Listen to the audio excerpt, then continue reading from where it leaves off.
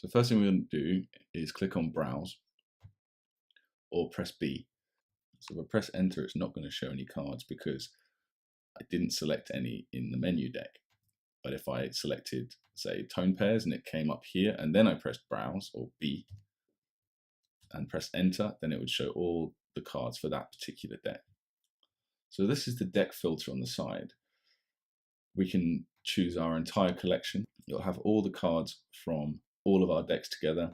The current deck, which is already pre-selected as tone pairs. If you want to just look at cards you've added in that day, press Added Today, Studied Today, ones that are going to come up again, new cards, our tone pairs, and everything's new because we just added it recently. Ones that you're learning, i.e. ones that are in the actual cycle, the learning cycle. Now at the moment we've got none because they're all new cards. We haven't actually done any of our cards yet, but usually you'd have all your cards that are waiting to be reviewed. Reviewed, due, marked, suspended, exactly the same as the main menu that you see up here. Leech. Leeches are cards that you keep getting wrong for some reason. And if you get them wrong a certain amount of times, they become leeches. So you can either delete these or find a way to improve them. Default, this is our default deck, the original deck that we had when we first signed up to Anki. So these ones with this icon, these pack of cards icon, these are all your current deck. You can also select by note type. And lastly, down here, you can organize by tags. Tags are just ways of assigning labels to cards so you can organize them better. So for example, the pinion deck are organized by finals and initials. The finals will have a final tag and the initials will have an initial tag. It's just a way of organizing them. Only really comes into play when you start to have a lot of cards, or organizing is really important. So for example, you could, if you are studying Chinese in university, you could tag lectures or classes or anything like that, so you could organize them for later on and only study cards with particular tags. So just go to whole collection. We have add, info, just the information about that particular card there. Mark. So you can mark cards whilst you're studying, and it's just in case you notice something about the card that you want to maybe change later or sort something out on the card, but you just don't have time or you can't be bothered to do it in that moment. You can organize that later. And if you mark them, you can actually go to the marked section here on the side and you can organize them from there. But we're just going to unmark that for now. Suspend, you'll be using quite a lot. This is to practice pinion pronunciation, but say for example there's certain pronunciations you just have no problem with at all. You don't want to delete them for some reason, so we could just take S and suspend those cards. This means that they'll never ever come up as new cards or as reviews. And you'll know they're suspended because they're yellow and they have the little brackets around the due date. Change deck. So at the moment with the pinion, the way they're organized is separated into finals and initials deck. But maybe you don't want to do that. Maybe you just rather have them all bundled together in the pinion deck here. So what we could do is highlight all the finals here, Control A, and change deck.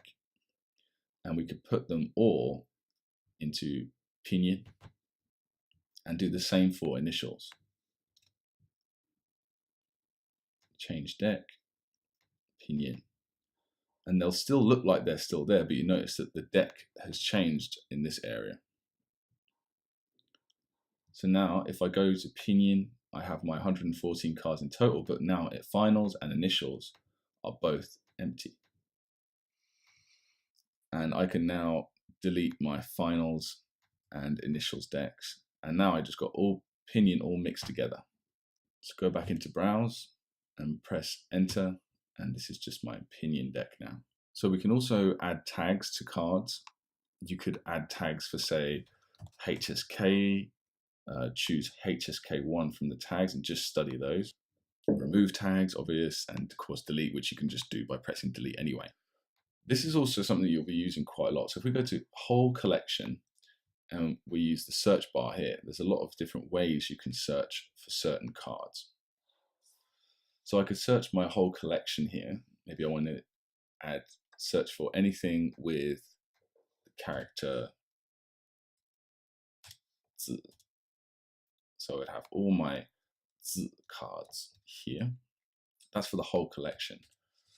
Or maybe I want to search for E as in the pinyin for E, that would come up with 便宜, this word. But it would also come up with yin, in, E as well. And I want to specifically search my tone pairs deck. I have to leave a space and let's search for sha. So it has all my words within that deck with sha. This main window, so let's move this down a little bit here. This is the main browse window. You've got your sort field, you sort alphabetically. You can't sort by card, but it shows your card there. Due, you can search for the ones that are due first or the ones that are due last.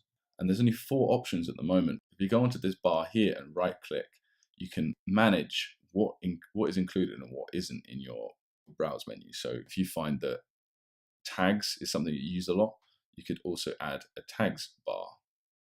And you can arrange these as well. So if tags are important for me, I'll stick tags here. But they're not really, so I'm just going to leave those out.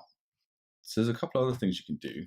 You're looking at your cards or you're making cards and you want to see what they look like, but you don't actually want to do them. You can just go to preview or Command Shift P and it will show you what they look like. And then you can replay the audio if there is audio and press next to see the back of the card. Replay the audio if you want to. So we're almost done with browse, but there's a couple more things that you can do that might come in handy. So take, for example, all these pinion cards. They're in a certain order alphabetically, and that seems to be how they're going to be coming up. So I don't want that. I don't want any sort of predictability in my cards. So what I can do is press Control A, select all of my pinion cards and go to Edit at the top.